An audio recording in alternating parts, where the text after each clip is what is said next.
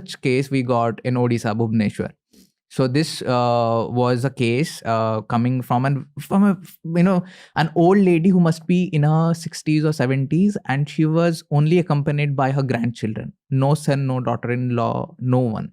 And she was, panicking very badly. Why? Because she's like, sir, it started with sir. It later turned into beta. But she was like, so there's few things that are happening. So they were living in the ground floor. Then there was an upper floor. And the upper floor has been lying abandoned for the last 30 years by the time we were investigating this case. And she's like, there's few things happening up there and few things happening around the house as well. The reason I'm calling you is because one of my grandchildren, he was seeing one of your videos, he got influenced by it, and he went up to the abandoned floor trying to copy what you are doing. So he took a camera, not a camera, he took some iPad or something, and he was recording it. And while you're recording, he started hearing some kind of like a child's giggle or something like that. And he got scared. Of course, he knew that things are happening. And he was trying to come back. But when he was trying to come back, he felt like something is following him. And when he stopped and turned back to see what is following him, he saw this dark mass, some 8-9 feet tall, just looking at him like caving him up. And the next moment he feels like it is pushing him, the grandchildren, and he falls down the stairs. He breaks his head as in he injures himself and breaks the iPad. And now the entire family is panicked because one of them has been injured.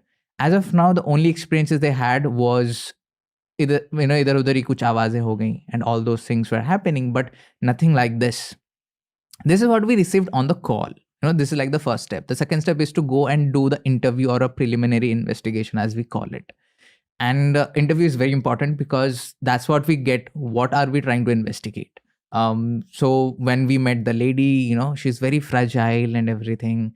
And she had grandchildren all from the age of, let's say, 10 years old to some 20 in their 20s, early 20s.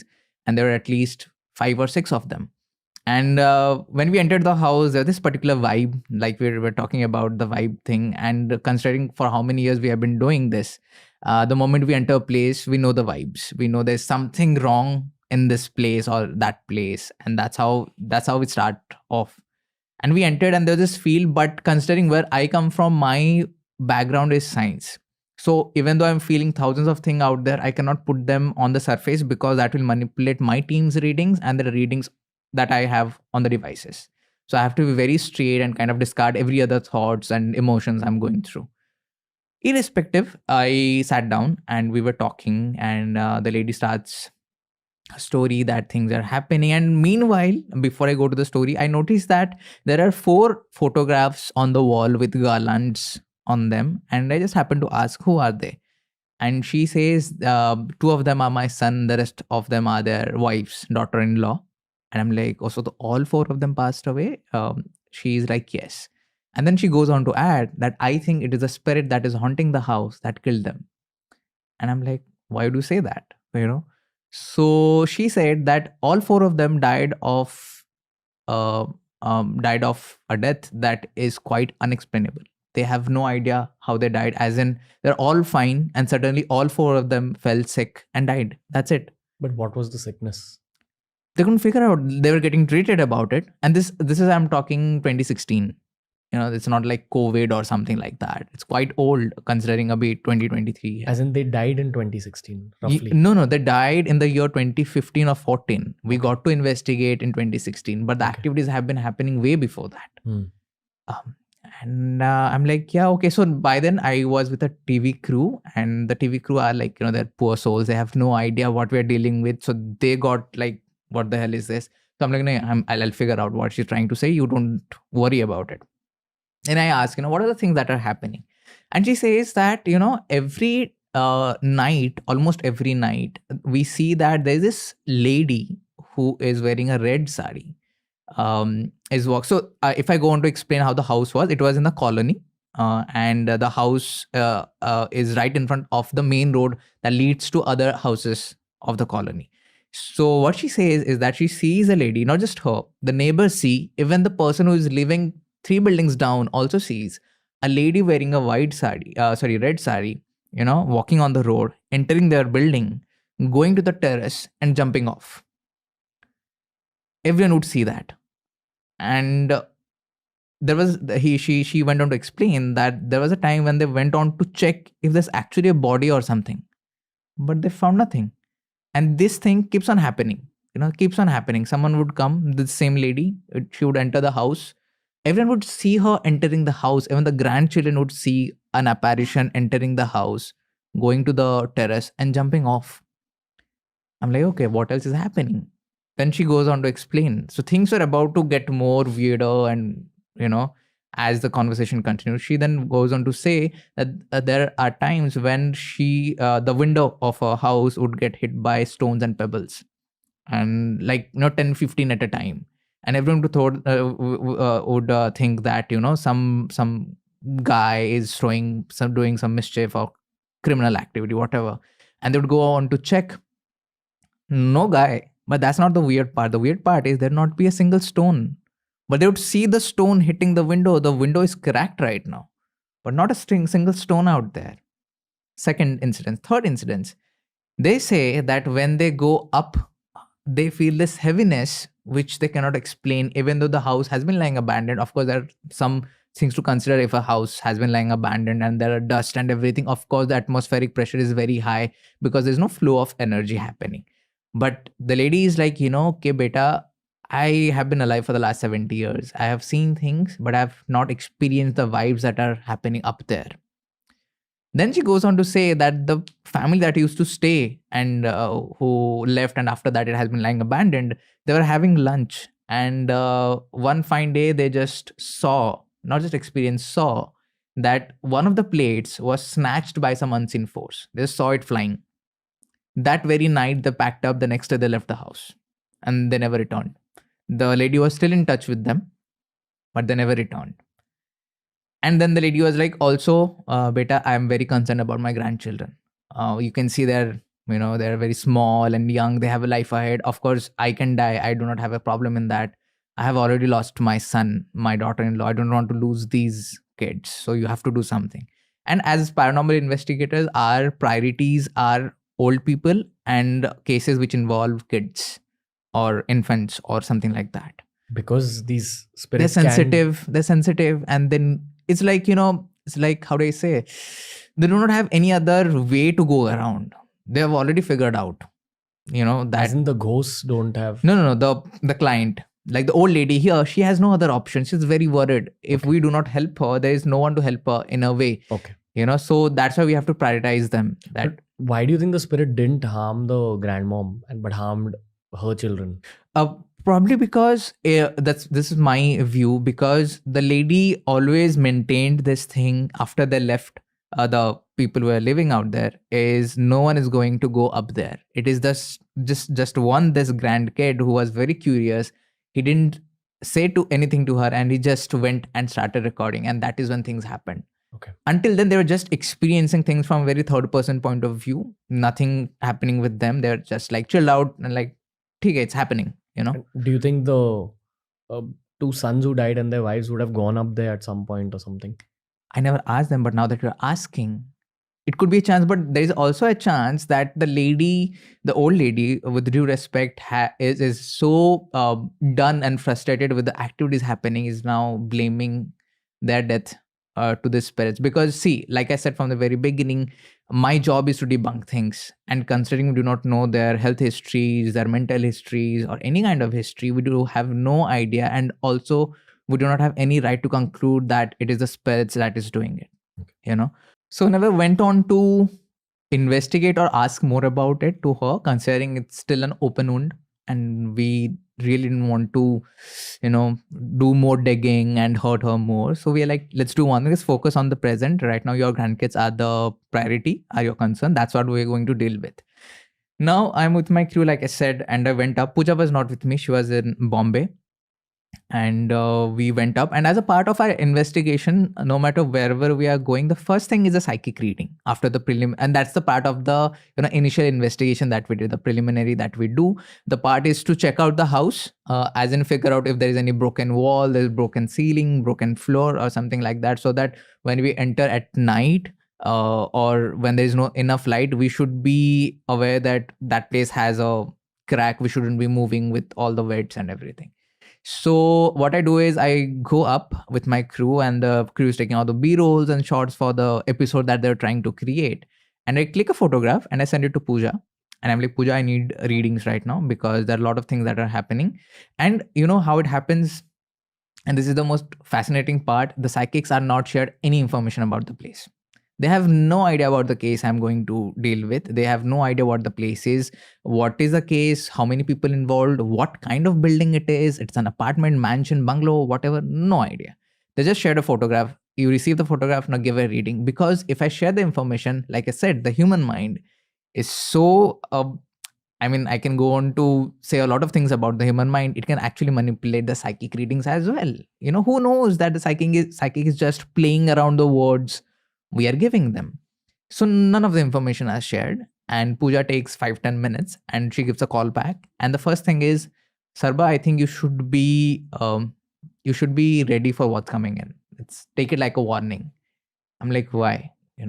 And she goes on to say that she's feeling very choky, and she feels like there was a lady who was there who was kind of abused,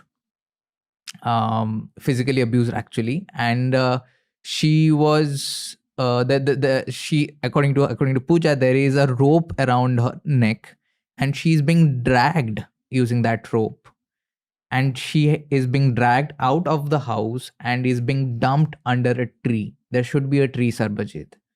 And I'm like, the client didn't mention of any tree. She's like, no, I'm very sure there is a tree. That is where everything is happening. You have to check that out. And you have to be ready for what's coming in, because this spirit, she's very agitated. She's very angry. She's very frustrated with what has happened to her and the amount of time she has spent stuck here. You have to be ready. So the first thing we have to do is, because psyche is saying there has to be something. There's another experience. If you are fine, I'll share after this to confirm how the psychics and we all work. So I go down to the client and I'm like, is there a tree nearby? And the lady goes on to say, beta, wahin se to sab shuru hota hai. I'm like, you didn't mention that. My psychic is mentioning that. She's like, no, there is a tree. There's a tree where we saw the lady come out. That is the tree where it all begins. And we go out of the house. There's a huge tree just standing out there. And I send a photograph to Pooja again asking, is it the tree? She's like, yes, this is where she is buried. And all of those bad things that she went through happened in that floor that you were there.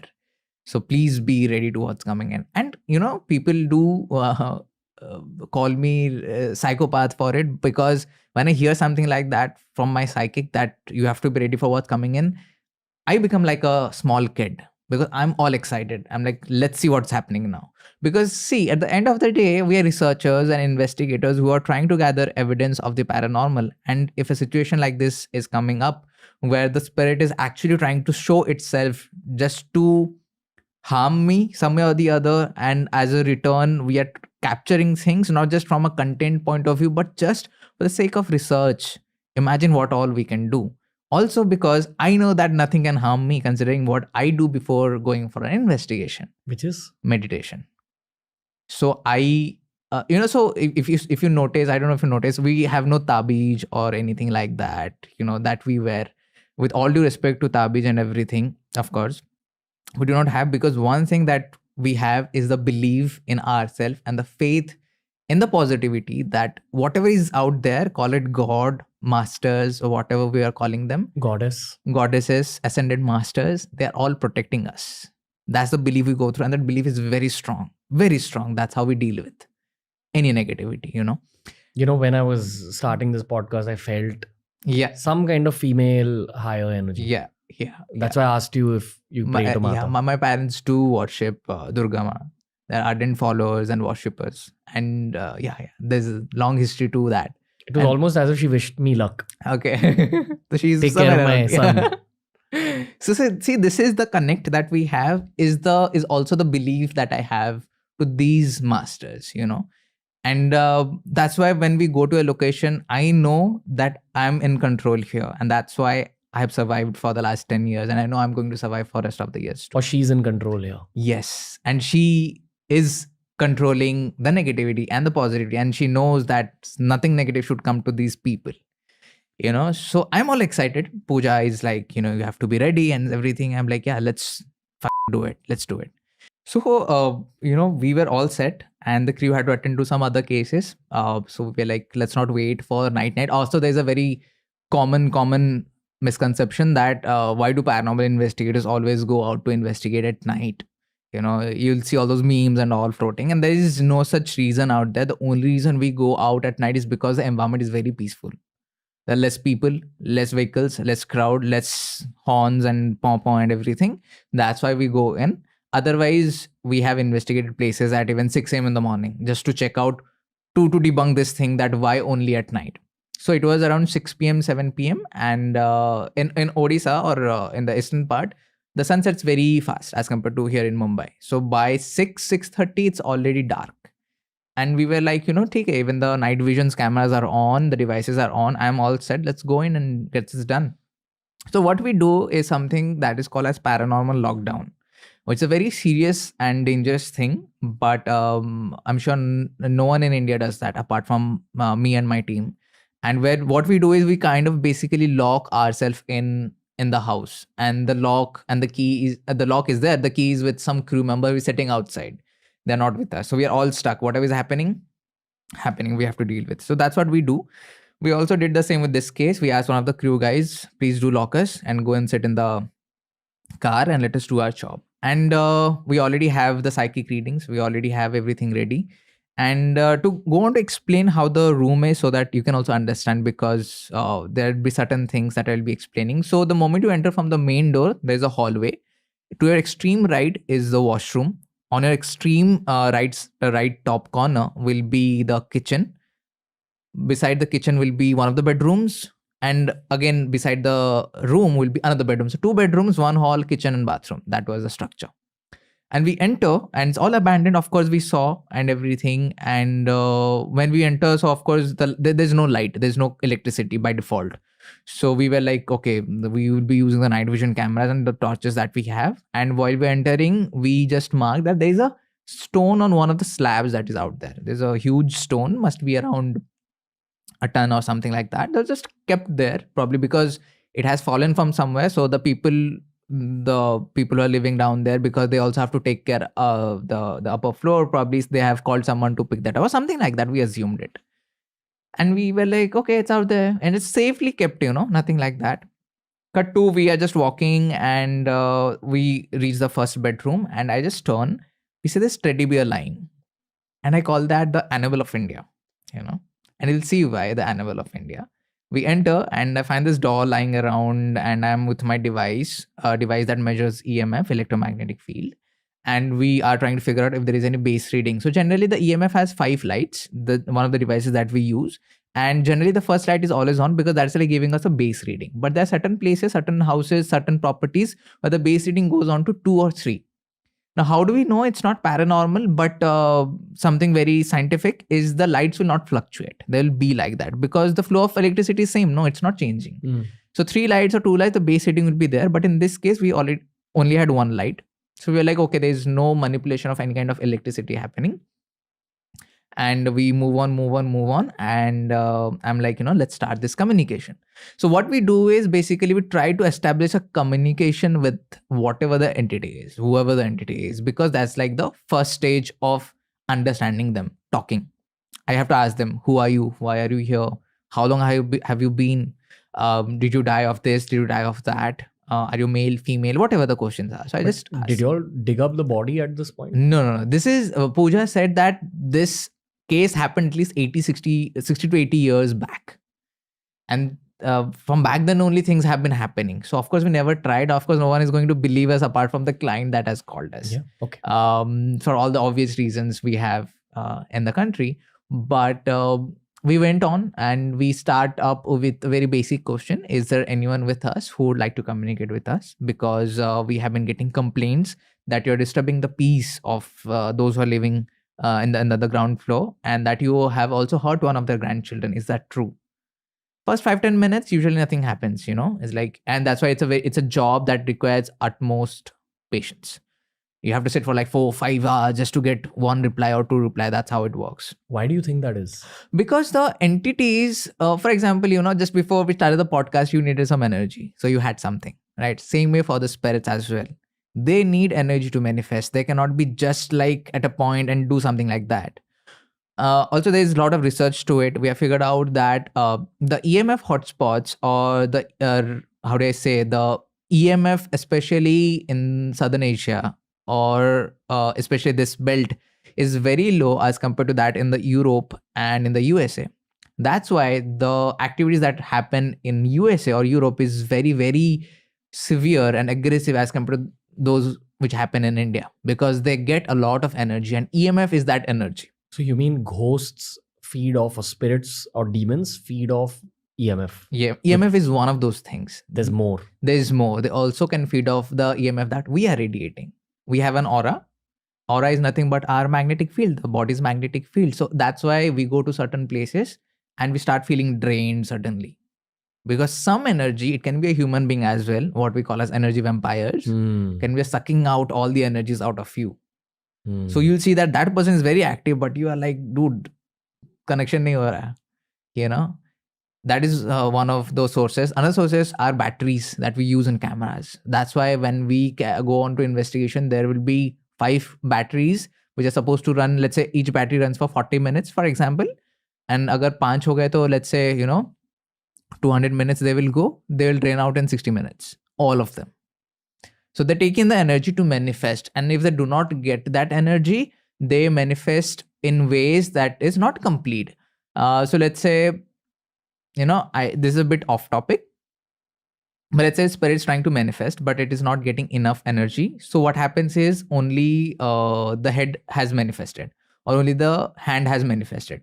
So what we did in India is that we took that concept and we added blood to it, and हमने उसको आहट में दिखा दिया. We showed them in fear files that, the entities which are moving without head, without hands, is basically entities which are not able to manifest themselves. Of course, it's very horrifying when we see with blood and everything, considering what we did back then. But this is actually the real reason, is that the entity is not able to manifest itself completely. It needs energy to manifest. You're saying you can actually see something then without a head? Yeah, you do. You can actually. But again, in India, it's super difficult, considering we know geographically it's impossible. That's why we use certain energies, certain devices to give them EMF, to help the spirits, take it and manifest. Sometimes we also offer our phones, drain the phone's battery and manifest. But isn't it dangerous to give them energy? Of course it is. But let's say when it comes to a case like this, where the old lady is looking for answer, looking for a closure, we have to put ourselves to that risk, because we need answers, and that's why it's important. And that's why the job is what it is. And maybe through that communication with the spirit, you're also calming it down and giving it closure in order to leave. Yes. That's the final part of the investigation, because at the end of the day, we are trying to help the souls of both the worlds. Yeah. The living and the dead, of course, because even though the entity right now, the case I'm talking about, is very frustrated and agitated, but there's a reason behind it. She is not agitated because she just wants to. She has gone through something that gives her the right to be frustrated out there. And of course, she has been through such a terrible, terrible act. She has been killed so brutally. No one deserves that. And she's just trying to make others feel what she went through. That's what spirits do. So when you are at a place and you suddenly start feeling emotional, like crying and all, it could be just an entity trying to make you feel that, I'm very sad.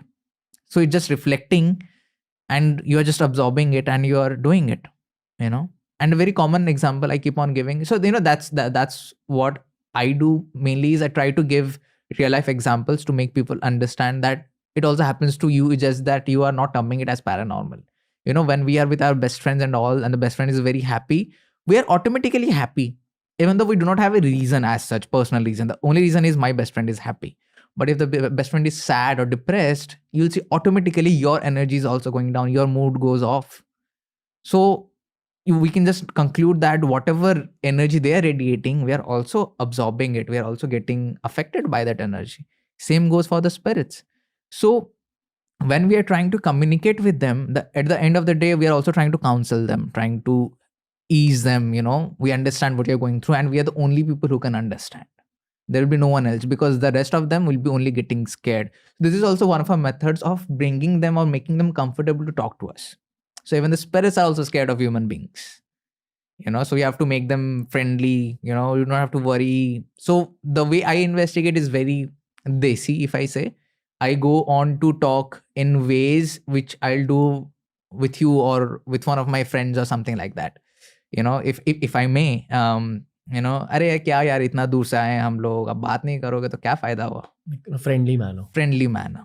Because understand, they are stuck there for 70-80 years. They have to understand you are friendly and you're not some guy who's again trying to hurt them. So for here also we did the same thing. It was very calm and everything. But because we have been doing this for so many years now, our senses are always they're always active. So we notice small things, very minor things, and there we are always noticing. It can be that there is, like, you are playing with your fingers, or that something like that. Okay, go on. So we always notice things, that, and it's like mini Sherlocks we are now. But so I noticed that one of my crew guys, I just hope they're all fine outside. So one of my crew guys, he was coughing, and initially I thought probably because there's a lot of dust out there and he's, sensitive. That's why he's, some people get infected very fast to dust and all. That's what he's doing. And I kept on ignoring. And I'm trying to establish a communication. There's no reply. And then I'm coming to a point where the teddy bear was there, and I sit down and I'm like, is this yours? Not asking the crew, I'm talking to the spirits directly. So it looks very funny that I'm just talking to a wall, but that's how it goes. So I'm like, is this yours? And the moment I asked this question, for the last 15 minutes, nothing was happening. And suddenly we get a reply on the device. The moment I ask, is this yours? There's a reply. I'm like, oh, this is yours. So there's a beep on the device? No, there are lights actually. There are multiple devices we use. As of now, we are using a device that will just show lights. Okay. So I have to keep it like this so that I can see from my peripheral that, okay, it blinked. It just blinks. And so that happened. And I'm like, oh, so this is yours. And again, it blinks.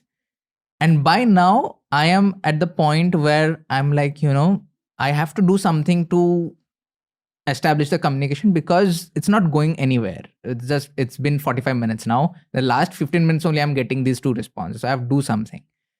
And I said, that if you do not come to talk to me or communicate with me, I'm going to take this doll back home with me. This is mine from now on. By this time, my crew guy is on the ground coughing and saying that I'm feeling choky here. Exactly what Pooja shared. I never shared the psychic reading with them because I know they'll get scared. The psychic reading only I knew, and I was going to use it for my investigation. He's like, I'm feeling very choky here. So now when it comes to the crew, of course, like I said, those are poor guys. They have no idea what we are dealing with. Unka kaam hai, they have to just record, shoot, audio clear hai, ye clear hai, and they're done with the job. So when he got affected so badly, I am like, no, this is going somewhere that there's no intention to. So I have to kind of step up, not only from the point of how I'm trying to communicate, but also from the energy point of view. Like, you give this energy boost to yourself to make yourself look bigger and more powerful. That's what I did. I'm like, you have no freaking right to affect my crew member like you did right now. You want to do something you want to affect someone, trying to harm someone, do it with me.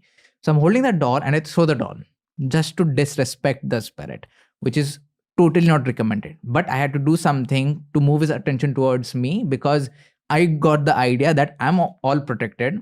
I'm all meditative and everything, but these people do not meditate. They do not have that thing to protect themselves. So it's targeting them. And I'm like, you want to do something, do it with me. And on camera, I'm throwing the doll to a particular corner and I'm like, karo, jo karna hai.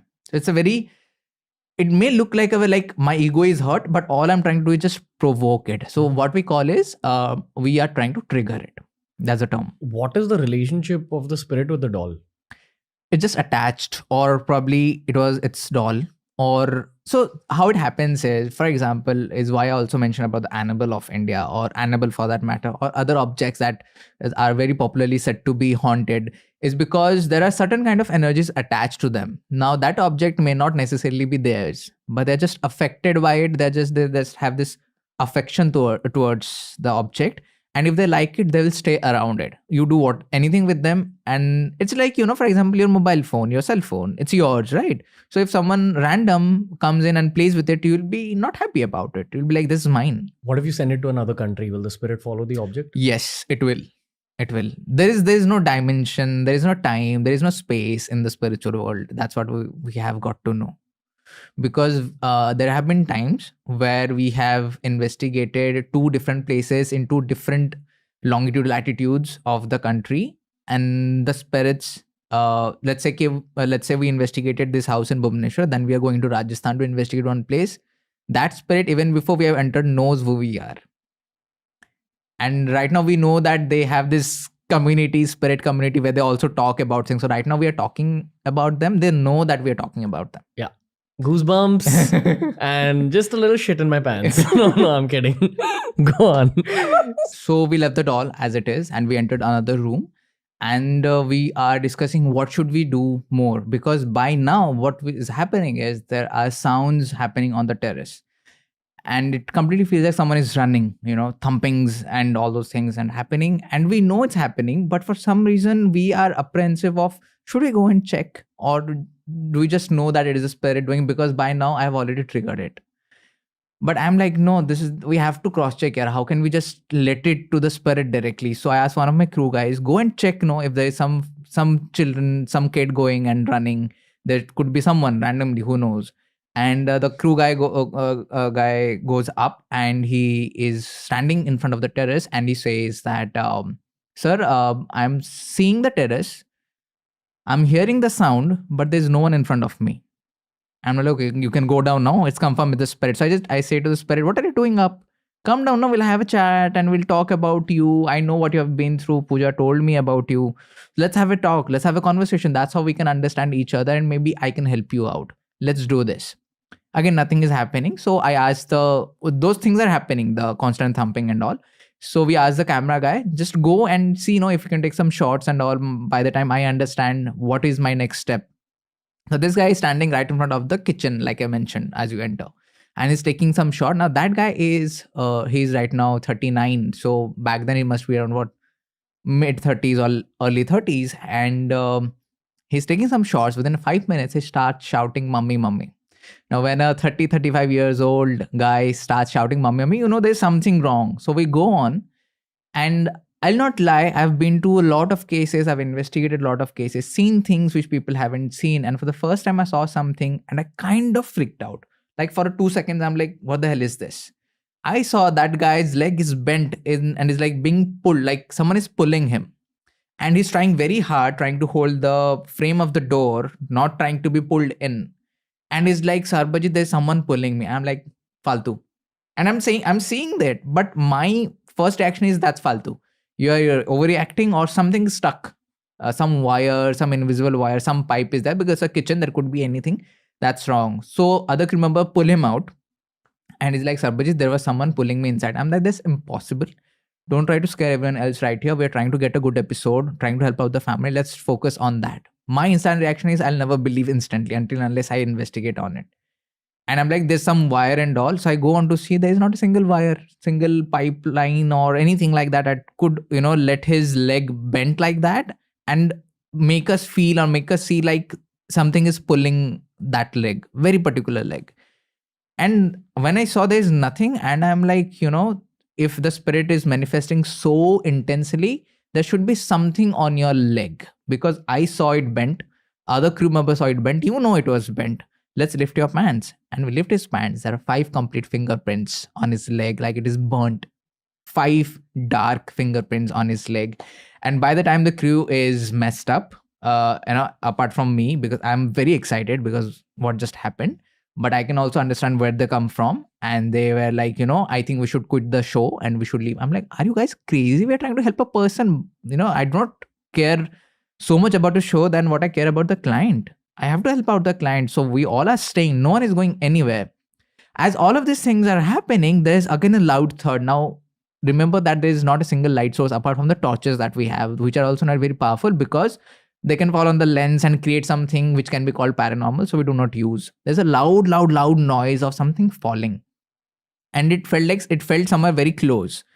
And I'm like, what is this noise? And I was like, yeah, what is that noise? What is that noise? And they tried to figure out, remember that big block of rock that was kept? It's now on the floor.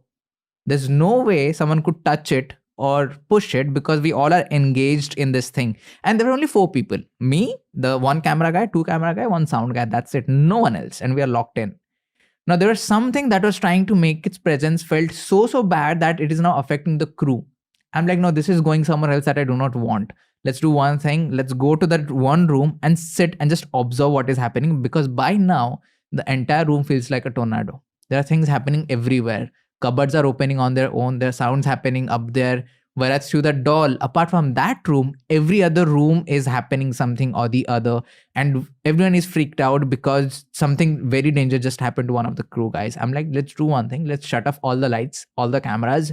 Let's just keep one night vision camera away from us, all the devices. Let's shut them down, sit in one corner and respectfully, let's try to interact with the spirit. Because see, I may be all triggering and all, whatever I'm trying to be, my crew cannot go through that. And I have to understand that. Otherwise, what kind of leader I am in that team? So I'm like, we will not trigger more, but we'll sit down and we'll try to bring in the spirit to talk to us. We have to contact. And as we're talking, we start the communication with just one device that is close to the night vision camera. We are not holding them anymore. And I start asking the question, are you here because you have been stuck here for the last 50, 60 years as shared by my psychic? Are you the same lady? Yes. I got a reply. So basically I can give them command that if it is yes, you can give me 2 lights. If it is no, you can give me 3 or 4. And I can also interchange just to make sure that it is not coming from some electrical source. So I'm getting responses and I asked that, I know whatever happened to you is very bad, but you also have to understand that these people who are staying on the ground floor, they have no hands in whatever you want. So you understand that? It said yes. But still you want to stay here? It said no. But if no, then are you stuck here? She says yes. Do you want to leave? Yes. Now, by all these things are happening, if I go on to explain how we were sitting, I'm sitting right in front of the door. Behind me is one of the camera guy जिसके पैर में हुआ. उनके बाजू में is the sound guy, and behind him is another camera guy sitting next to a cupboard. And as we're communicating, there's a noise coming from the cupboard, and I'm like, where is this noise again coming from? And we open, there is nothing inside the cupboard. Then we close it and again we continue with the communication. Communication is going on, and by now the night vision thing has captured this guy who is sitting next to the cupboard, which is now, partially open because of what we did. He's reacting to something like this. Sorry. And I have no idea what is happening because I'm constantly in the mood of communication, everything. And the communication has been established. I know that the entity is now ready to leave. It's ready to understand that it has to leave the physical world to go to the spiritual world. And it has to be done some way or the other. Now, there are various ways of helping them out.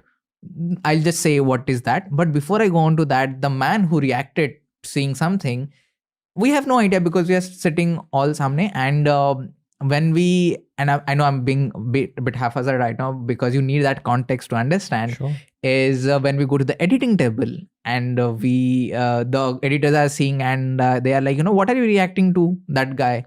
And he's like, no, I felt like someone came out of the cupboard, some apparition. And we were like, what bullshit? We felt nothing. We saw nothing. Everything was happening right in front of us. Then when we are going frame by frame, quite literally frame by frame, we see this white color, disembodied thing coming out of the cupboard. And in 3 frames, it's invisible.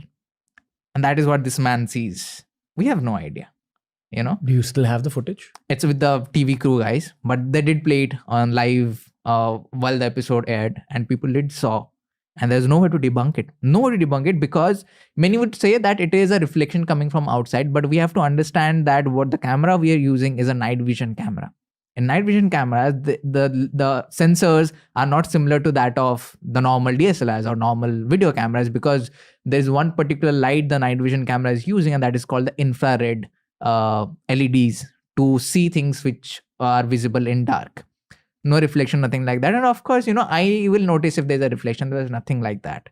Now cut back to the communication part, and I was in the expectation that, considering the things that were happening and everything, I'd have to be very, very powerful and vigilant and persuasive to make that spirit go.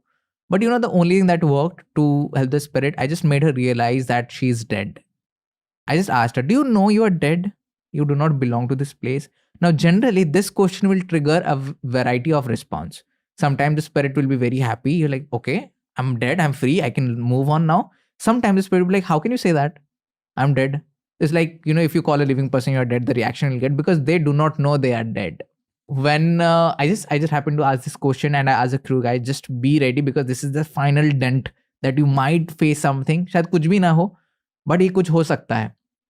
जब मैंने when I said that, you're dead and that you do not belong to this place, suddenly everything felt, silent, dead silent. No response on the devices. The thumping all stopped. Everything felt silent. There was nothing apart from the breathing noises coming from my crew. Everything felt silent. And I had a gut feeling, she's gone. She's not there anymore. But we had to, gather all the devices and all. And we went to all the rooms to figure out if we have left anything. Now, remember that doll I threw to that one particular corner? It was captured live on camera. When I entered, the doll was back in its original position. None of us went back to that room because they're all were around me because of how shit scared they were. The doll was back to its original position. And the doll was the reason everything began for me in my communication. And that is where it ended. Because we didn't touch it. We didn't carry it with us. Because back then we were not collecting things. Now we do. But yeah. And then few weeks later, we kind of, call back to the client to figure out if things are still happening. And, if more things are needed or not. And she was very happy that there's no noises, no ladies being seen, and a new tenant is ready to move in, which the place which has been lying abandoned for 30 years, someone is trying to move in now. What happened to the doll? I have no idea. I asked the old lady, do you know who's the doll? If it is one of your grandkids. She's like, no, none of my grandkids. They're all boys. They don't play with teddy bears. She also happened to call the previous tenants, and they were like, no, we had no small kid.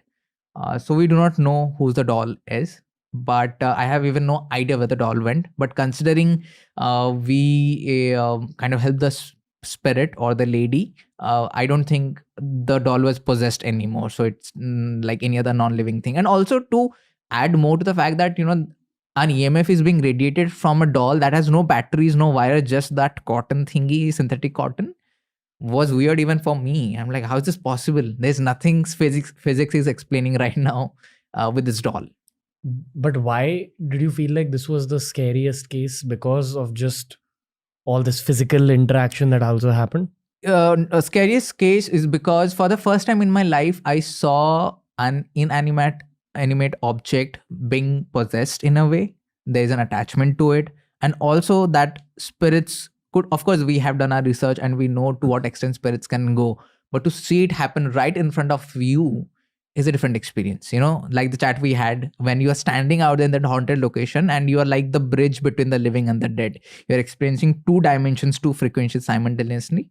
And when I saw that, it was more than scariest. It was, I think, it was very exciting moment, exciting in a way that it becomes very spooky and all, if I'm making any sense. No, fair. If you enjoyed this video, hit the like button, subscribe to this channel, and make sure you watch more horror clips on TRS Clips.